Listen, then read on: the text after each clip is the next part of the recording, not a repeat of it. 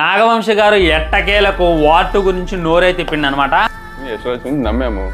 ఇప్పుడు అందరు తప్పులు చేస్తారు కదా, ఆల్రెడీ తప్పు జరిగింది విన్నారు కదా. ఒకప్పుడు ఆయన ఇది మీ బాధ్యత, ఇది మీరందరూ చెయ్యాలి అనేటటువంటిది ఎన్టీఆర్ ఫ్యాన్స్ అయితే రిక్వెస్ట్ చేసిండు. దాని గురించి రీసెంట్గా ఇంటర్వ్యూలో మాట్లాడుతూ నేను బాలీవుడ్లో ఉన్నటువంటి ఒక ప్రొడ్యూసర్ని, బాలీవుడ్లో ఉన్నటువంటి ఒక డైరెక్టర్ని గుడ్డిగా నమ్మాము. నేనే కాదు, మన తారక్ అన్న కూడా నమ్మిండు.